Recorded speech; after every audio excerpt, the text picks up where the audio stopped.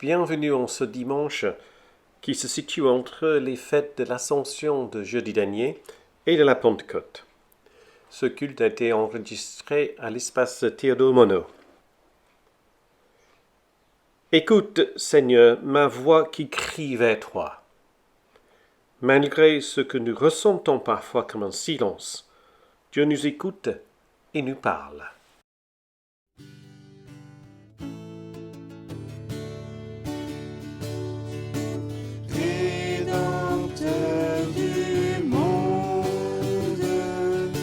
Jésus, Fils de Dieu, ta joie et ta paix inondent, toi l'agneau venu des cieux.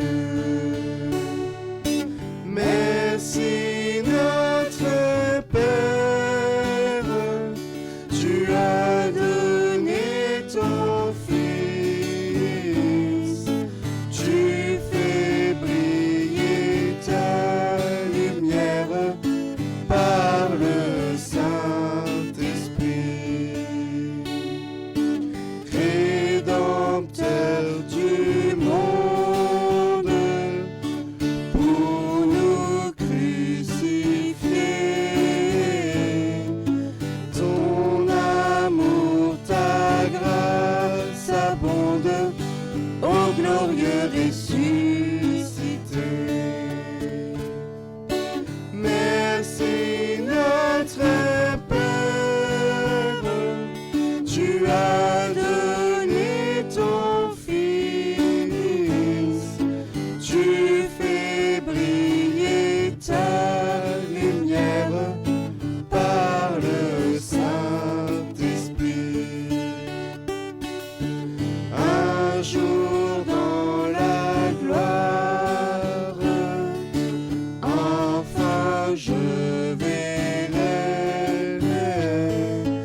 de Dieu mon Seigneur la face, sans fin je le servirai.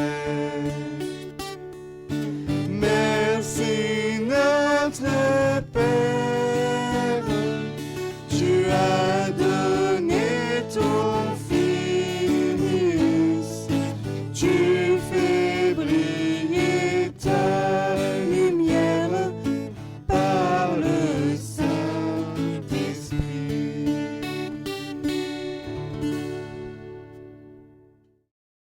Nous prions.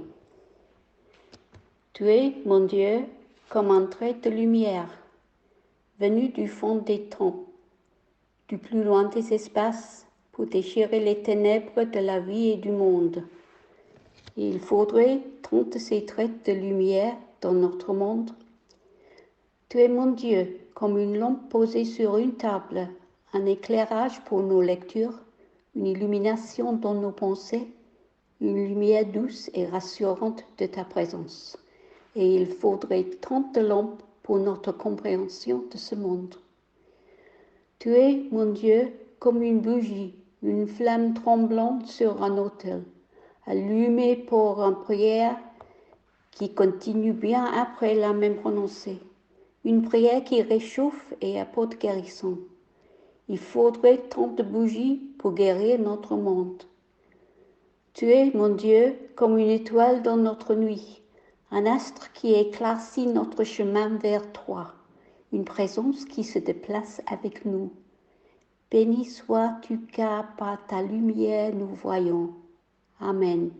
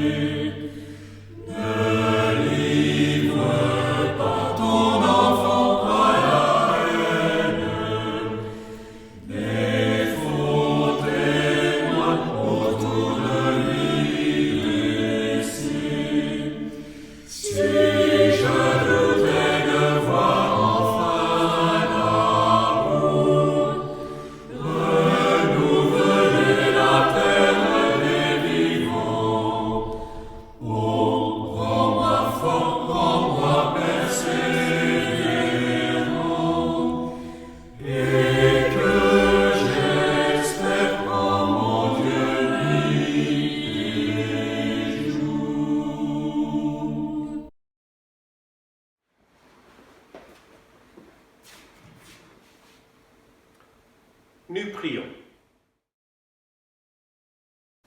Seigneur, nous sommes réunis ce matin en ta présence. Aide-nous à prendre conscience des liens qui nous unissent. Ne nous laisse pas fuir en nous-mêmes, nous fermer à l'autre. Aide-nous à nous accueillir les uns les autres.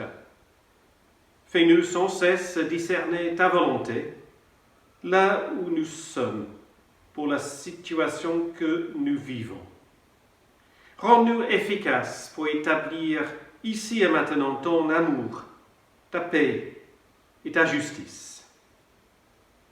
Fais-nous prendre conscience que dans notre cœur, tous les jours nous créons des lois qui nous mettons à la charge des autres, par lesquelles nous les jugeons.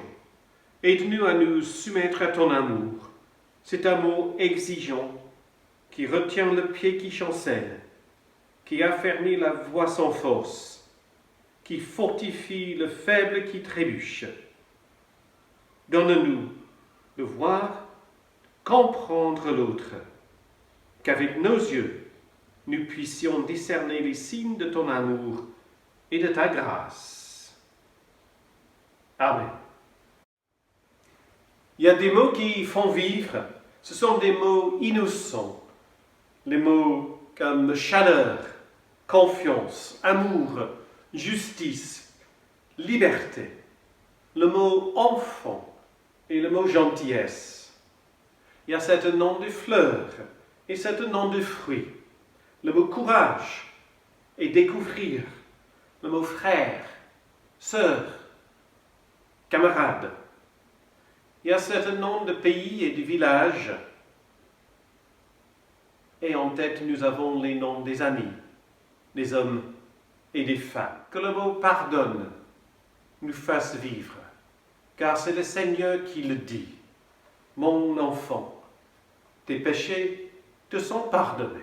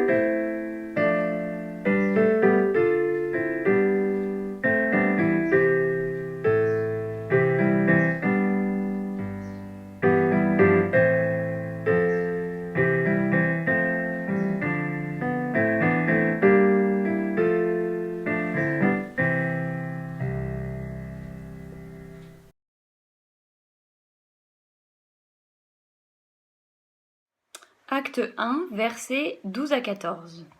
Les apôtres retournèrent alors à Jérusalem depuis la colline qu'on appelle Mont des Oliviers.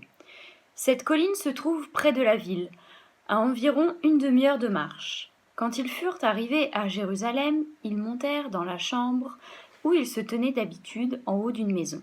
Il y avait Pierre, Jean, Jacques et André, Philippe et Thomas, Barthélemy et Matthieu, Jacques le fils d'Alphée, Simon le nationaliste et Jude le fils de Jacques. Tous ensemble, ils se réunissaient régulièrement pour prier, avec les femmes, avec Marie la mère de Jésus et avec les frères de Jésus.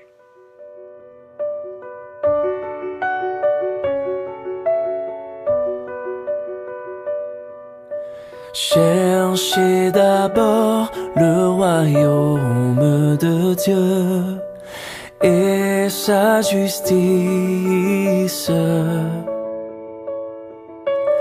et toutes choses vous seront données en plus. Alléluia, alléluia.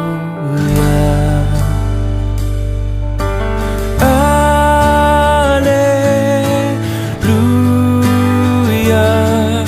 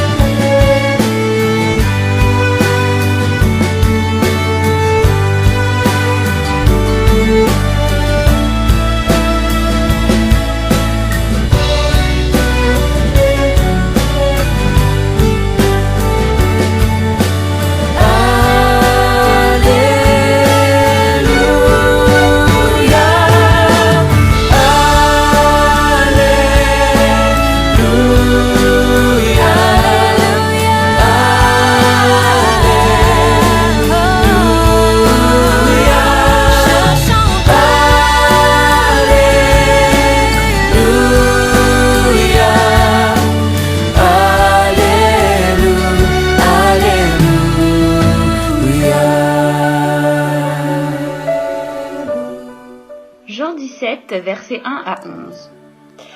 Après avoir ainsi parlé, Jésus leva les yeux vers le ciel et dit : Père, l'heure est venue. Manifeste la gloire de ton Fils, afin que le Fils manifeste aussi ta gloire. Tu lui as donné le pouvoir sur tous les êtres humains, pour qu'il donne la vie éternelle à ceux que tu lui as confiés. La vie éternelle consiste à te connaître, toi le seul véritable Dieu, et à connaître Jésus-Christ que tu as envoyé. J'ai manifesté ta gloire sur la terre, j'ai achevé l'œuvre que tu m'as donnée à faire. Maintenant, donc, Père, accorde-moi en ta présence la gloire que j'avais auprès de toi avant que le monde existe. Je t'ai fait connaître à ceux que tu as pris dans le monde pour les confier. Ils t'appartenaient, tu me les as confiés, ils ont obéi à ta parole. Ils savent maintenant que tout ce que tu m'as donné vient de toi, car je leur ai donné des paroles que tu m'as données et ils les ont accueillies. Ils ont reconnu que je suis vraiment venu de toi et ils ont cru que tu m'as envoyé. Je te prie pour eux, je te prie pour le monde, mais pour ceux que tu m'as confiés, car ils t'appartiennent. Tout ce que j'ai à toi et tout ce que tu as est à moi, et ma gloire se manifeste en eux. Je ne suis plus dans le monde, mais eux sont dans le monde. Moi, je vais à toi. Père Saint, garde-les par ton divin pouvoir, celui que tu m'as accordé, afin qu'ils soient un peu comme toi et moi nous sommes un.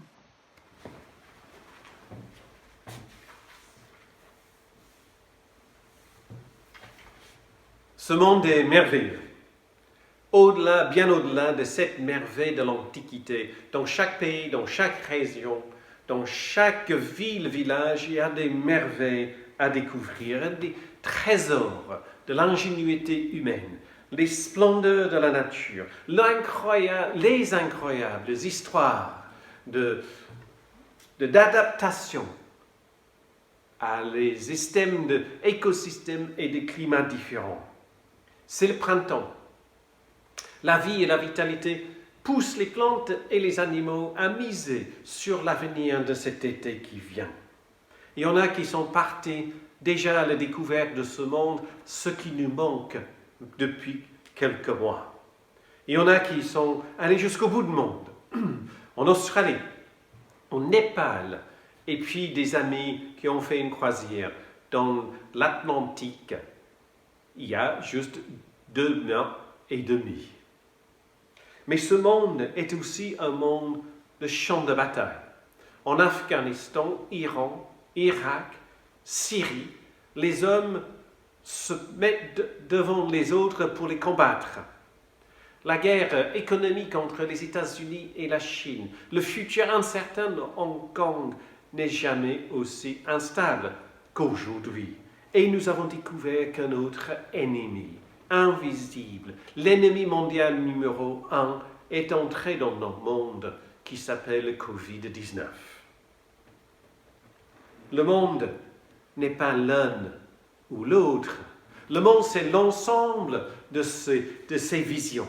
C'est à la fois merveilleux et menaçant, à la fois la source de vie et tient la capacité de détruire. Et l'évangéliste Jean partage cette ambiguïté de vision de monde qui est le nôtre. Quand j'étais apprenti pasteur à Manchester, après un culte, il y avait un monsieur qui est venu me voir avec un sorte de dossier. Et puis il ouvre le dossier, il a fait un sorte de scrapbook avec de 5 côtés les coupures de presse qui relataient les catastrophes, les désastres dans le monde. Et en face, il a collé le verset biblique qui correspondait à chacune de ces catastrophes. Il essayait de me faire croire que ce que nous vivions à ce moment-là, et depuis la Deuxième Guerre mondiale, parce que c'est ça qu'il a commencé, c'était écrit déjà à partir de la Bible, que c'était déjà dans le projet de Dieu que ces catastrophes allaient venir. Les craintes qui sont liées à la fin du monde traversent toutes les époques. Et nous, aujourd'hui, nous ne sommes pas si différents que les générations qui nous ont précédés.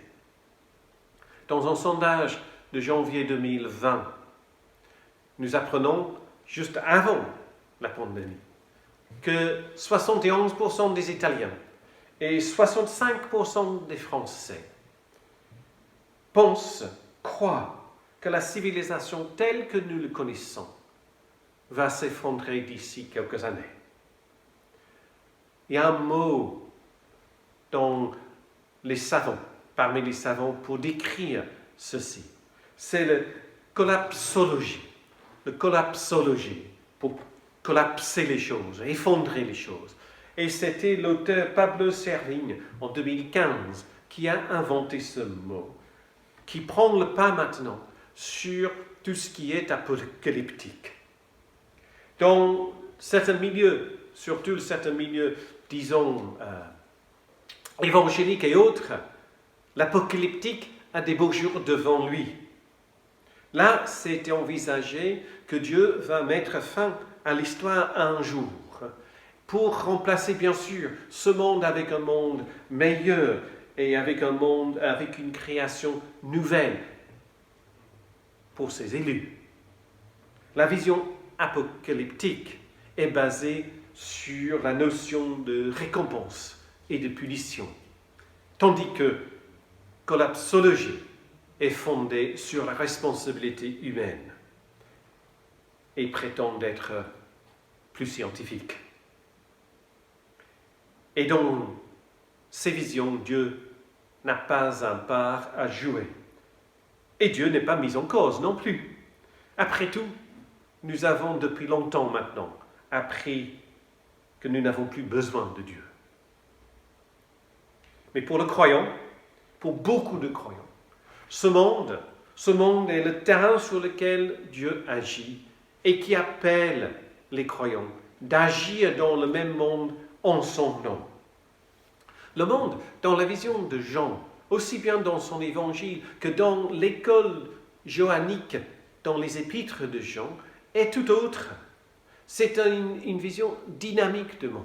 Ce n'est pas un monde qui est statique. Ce n'est pas un monde qui est un terrain de jeu. Ce n'est pas un monde où nous, les humains, ce sont que des acteurs pour venir sur l'estrade d'un grand théâtre que Dieu a mis en scène. Non, la vision de Jean est plutôt d'un tissu, un fabrique qui est en train de se tisser avec les fils qui s'appellent divins, humains, physiques, spirituels. Pour Jean, ce monde, création de Dieu, est l'objet et le sujet de son amour qui s'entretient par le Verbe, par la parole. Par amour, Jean déclare, Dieu a créé toutes choses. Et Dieu a tellement aimé le monde qu'il a donné son Fils unique. Mais dans cette relation d'amour, il y a aussi l'ouverture, les possibilités et la réalité de rejet et d'hostilité. Et malgré le refus et l'opposition, Dieu continue à aimer et de venir à bout, de mener en bout son projet. À travers Jésus qui prie pour le monde, qui envoie ses disciples dans le monde, et qui est venu non pas pour condamner, il dit, mais pour sauver le monde.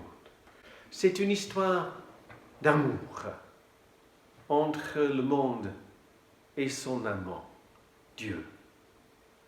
Une histoire d'amour compliquée, comme toute histoire d'amour, entre Dieu, le monde, Jésus et nous, qui sont invités, convoqués même, à partager ce même amour. Car même au sein du rejet, Dieu continue à aimer ce monde, le Créateur de ce qu'il a créé. Il y a ici une relation qui lie Dieu avec le monde si profondément que même la mort de Jésus ne peut pas le briser. Au contraire, sa mort les renforce. Et au cœur de cette relation, il y a ce que j'appelle avec les théologiens de process la relation dynamique, si intime, si liée, que Dieu et le monde ne font qu'un. Ou si on essaie de séparer les éléments, d'enlever un bout, on risque de voir s'effondrer la totalité. C'est l'amour divin pour le monde et du monde qui conduit Dieu à venir, à s'en mêler, à interférer dans nos vies en la personne de Jésus. Et la mesure de la relation entre Dieu et le monde peut être perçue dans ce verset 18 du chapitre 1 de l'évangile de Jean, qui dit « Personne n'a jamais vu Dieu, mais le Fils unique qui est Dieu et qui vit auprès de Dieu nous l'a fait connaître. » Donc auprès de Dieu. Le mot peut être aussi traduit au cœur de Dieu. C'est le mot kolpin. Kolpin peut être au cœur. Donc Jésus n'est pas auprès de Dieu, mais au cœur de Dieu. Et encore plus fort, le mot plus exactement peut être traduit au sein. Jésus est au sein de Dieu. Nous avons ici une image que Jean nous offre d'une finesse maternelle, d'un bébé qui est lait au sein de sa mère, que Dieu et Jésus partagent la même source de vie. Jésus n'est plus là. Nous l'avons appris jeudi de l'Ascension. Le texte nous disait, il est parti devant leurs yeux. Jésus n'est plus là pour qu'il puisse être toujours présent, ici et partout. Ce passage termine cette prière finale de Jésus termine en chapitre 17 avec ce verset. Jésus le dit lui-même, « Je ne suis plus dans le monde, eux, ils sont dans le monde. » Eux, c'est nous. Nous devenons l'amour incarné de Dieu dans notre monde.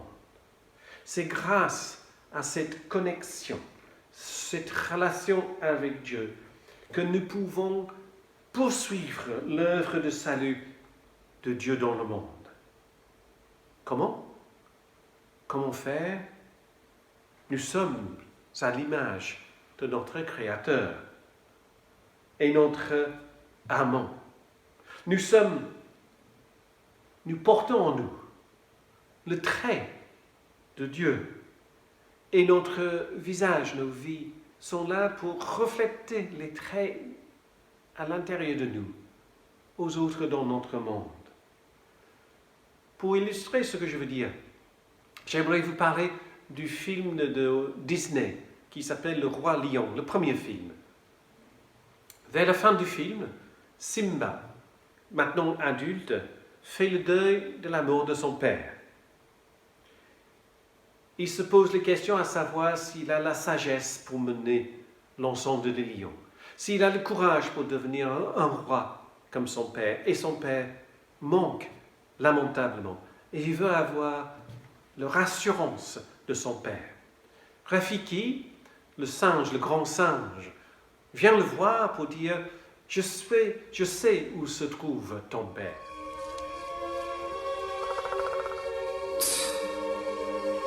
Ça n'est pas mon père, ça n'est que mon reflet. Non. Regarde, Dieu.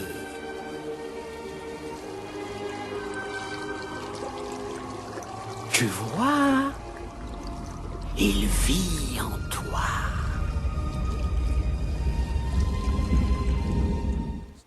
Il vit en toi. Donc quand nous sommes moins sûrs de nous-mêmes, quand nous ne savons pas si nous avons la capacité d'agir ou des potentiels qui sont au cœur de nous, quand nous ne savons pas notre place dans le monde, souvenons-nous que nous sommes connectés à Dieu, que Dieu vit en nous.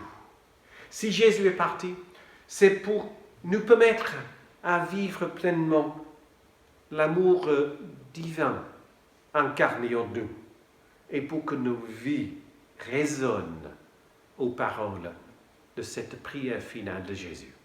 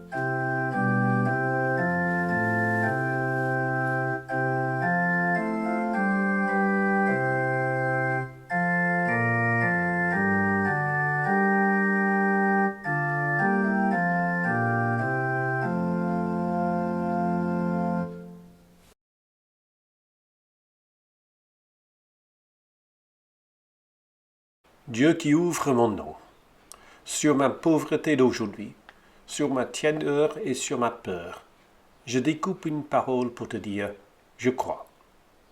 Je crois que tu es la source et l'origine de toutes choses. En toi, la vie prend la couleur d'une naissance. C'est pourquoi je peux t'appeler Père, Mère. Je crois qu'en Jésus, le Fils de ta tendresse, Tu donnes à chaque être son visage d'humanité. C'est pourquoi tu te rencontres à sa promesse. Je crois que l'Esprit délie les cœurs et passe entre nous sur les ailes de l'amour. C'est pourquoi nos pas sont plus légers. Dieu qui ouvre mon nom, sur ma tiédeur et sur ma peur, sur ma foi qui cherche ses mots, je découpe une parole pour te dire « Je crois ». Nous prions. Ne crains rien. Inlassablement redis devant Dieu l'espérance des hommes et des femmes. Nous, qui avons passé tant de jours enfermés, nous prions avec les personnes déplacées, les sans-abri, les sans-foyer, avec les femmes qui portent un enfant sans nom et sans famille. Que toutes ces personnes trouvent un signe de ta présence dans leur détresse. Nous qui avons passé tant de jours seuls ou en cercle familial, nous prions avec ceux et celles qui doutent et ceux et celles qui ne doutent de rien, avec les cœurs brisés et les cœurs glacés, que ton esprit puisse venir et faire renaître l'espérance dans leur vie.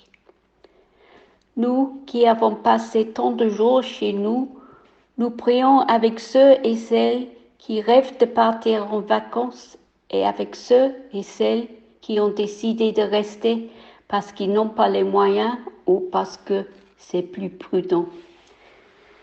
Que dans toutes nos rencontres, nous puissions recevoir la joie de la nouveauté et que notre visage puisse porter un regard de bienveillance.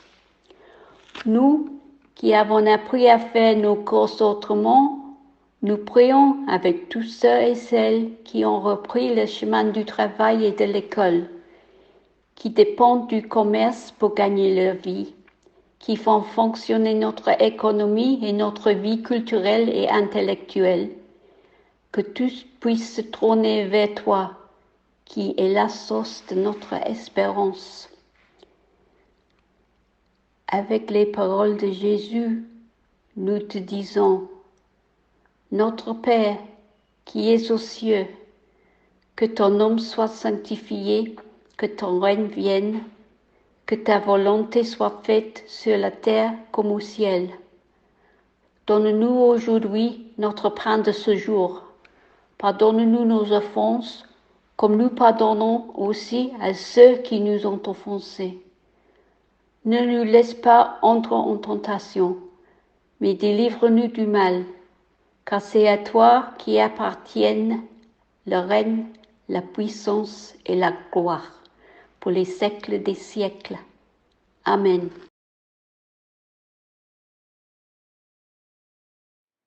Dieu a envoyé son Fils dans le monde. Il nous montre ainsi son amour. Le Dieu Tout-Puissant nous adopte comme enfants, même quand nous nous éloignons de lui. Il nous aime, même quand nous ne pouvons pas le suivre. Que son amour vous conduise, vous soutienne, vous accompagne, et que le Dieu de la paix, de l'amour et de l'espérance vous bénisse, Père, Fils et Saint-Esprit. Amen.